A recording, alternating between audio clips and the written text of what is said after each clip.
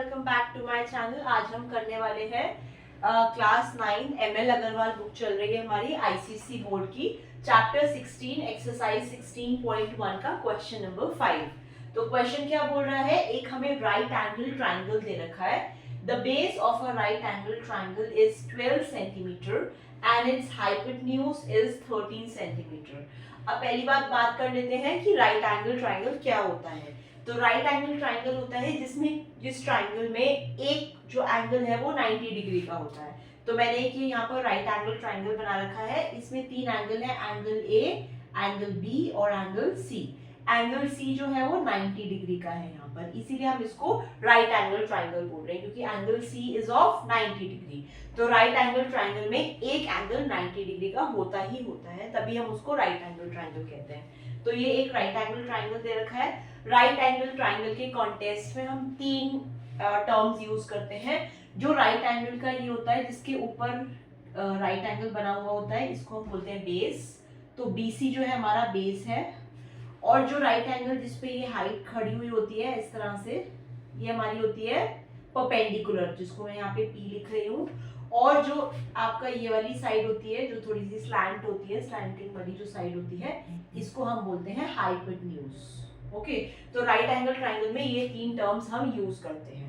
Next अब हम देखते हैं कि हमें निकालना क्या है। इसी ट्राइंगल का हमें एरिया निकालना है और पैरामीटर निकालना है, जिसमें कि हमें तीन चीजें होती हैं। जैसे इस ट्राइंगल राइट एंगल ट्राइंगल में बेस हमें दे रखा है 12 सेंटीमीटर और इसकी जो हाइपोटेन्यूज है वो 13 सेंटीमीटर दे रखी है। तो हाइपोटेन्यूज क्या होता है, जो ये स्लैंटिंग वाली साइड होती है राइट एंगल ट्राइंगल की, जो टेढ़ी साइड होती है, ये हमारी हाइपोटेन्यूज होती है। और जो नीचे का होता है बेस होता है, जो खड़ा हुआ है वो परपेंडिकुलर है। तो एसी परपेंडिकुलर है, बीसी बेस है और एबी हमारा हाइपोटेन्यूज है। तो ये तीन चीजें हैं यहाँ पर, जिसमें कि बेस हमें गिवन है, हाइपोटेन्यूज गिवन है। हमें निकालना है इसी ट्राइंगल का एरिया और पैरामीटर। ओके, तो एरिया होता है ये पूरा का पूरा सरफेस जो होता है, पूरे फिगर का जो पूरा सरफेस होता है उसको हम एरिया कहते हैं। तो सबसे पहले हमें इस ट्राइंगल का एरिया निकालना है और उसके बाद हमें पैरामीटर निकालना है।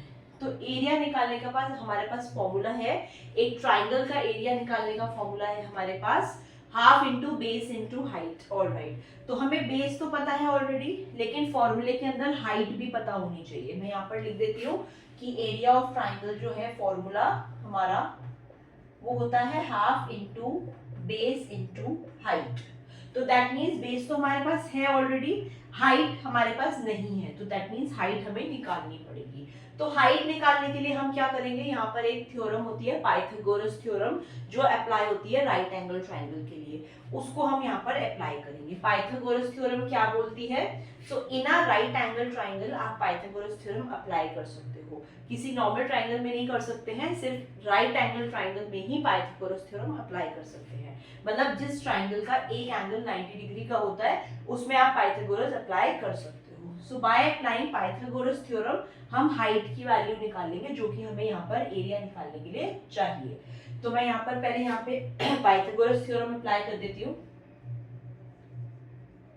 पाइथागोरस थ्योरम के अकॉर्डिंग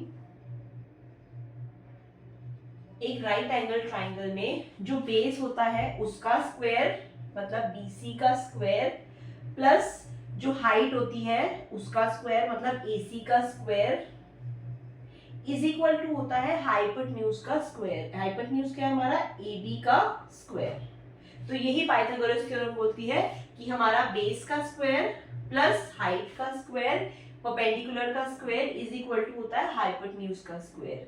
तो यहाँ पे हमें ये दोनों चीजें गिवन है, हाइपोटेन्यूज और बेस, तो हम परपेंडिकुलर निकालेंगे और जो परपेंडिकुलर है वही हमारी हाइट है जो हमारे यहाँ फॉर्मूले में लगेगी। इसीलिए मैंने पाइथागोरस के थ्रू हाइट निकालने की यहाँ पर कोशिश की है।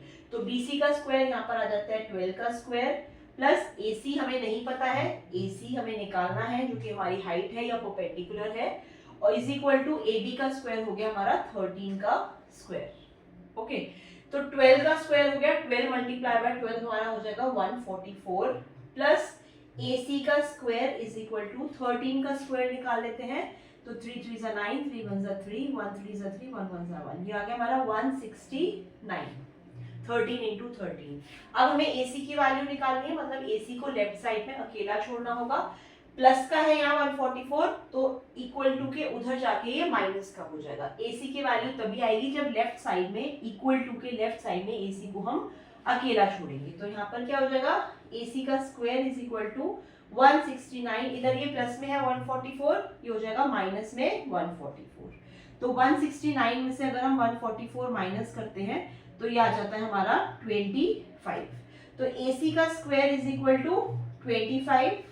ओके, तो दैट मीन्स AC हमें निकालना है जब स्क्वायर, इधर का स्क्वायर उधर जाता है इक्वल टू के, तो वो अंडर रूट बन जाता है। तो AC इज इक्वल टू हो जाएगा हमारा अंडर रूट में 25। ओके, अब AC कैसे निकालेंगे हम, AC इज इक्वल टू, मैं अंडर रूट में 25 को लिख सकती हूँ 5 इंटू 5, और जब अंडर रूट से वैल्यू बाहर आती है तो दो पेयर के जो पेयर बनता है उसका एक बाहर आता है, मतलब कि 5 दो है यहाँ पर तो एक बाहर आएगा, दैट मीन्स इसका पेयर बन गया हमारा, और AC इज इक्वल टू हमारा आ गया एक पेयर से एक 5 बाहर आएगा। तो दैट मीन्स AC की वैल्यू जो कि परपेंडिकुलर या हाइट जो भी बोलिए आप, इसकी वैल्यू आ गई हमारी 5 सेंटीमीटर। ओके, अब हमारे पास हाइट आ गई तो हमारे पास एरिया भी आ जाएगा, क्योंकि एरिया के लिए हमें हाइट नहीं थी हमारे पास, वो हमने यहाँ से निकाल ली पाइथागोरस थ्योरम से, तो हम इसको भी निकाल लेते हैं। तो एरिया इज इक्वल टू क्या हो जाएगा, हाफ इंटू बेस कितना निकाला हमने, सॉरी बेस तो हमें दे रखा है 12 सेंटीमीटर, इंटू हाइट हमने कितनी निकाली है अभी, जो कि AC है 5 सेंटीमीटर। तो ये 12 के नीचे कुछ नहीं है तो 1 है, 2 से कट जाएगा ये 12, 2 6 12, तो ये इक्वल टू कितना हो जाएगा, ये 6 बच गया और 5 बच गया, 6 5 30, और यूनिट हमें सेंटीमीटर दे रखी है तो ये जगह 30 centimetre square, which is your answer. तो हमें एरिया निकालना था इस क्वेश्चन में, प्लस पैरामीटर निकालना था, तो पैरामीटर भी निकाल लेते हैं हम यहाँ पर, जो दूसरा क्वेश्चन है।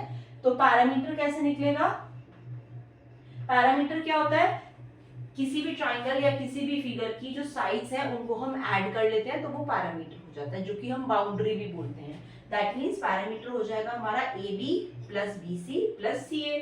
दो वैल्यूज हमें गिवन है, एक की हमने निकाल ली है पाइथागोरस थ्योरम से, तीनों को ऐड कर देंगे पैरामीटर निकल आएगा। तो यहाँ पर पैरामीटर के लिए क्या लिखेंगे हम, यहाँ पर AB plus BC plus CA, AB plus BC plus CA।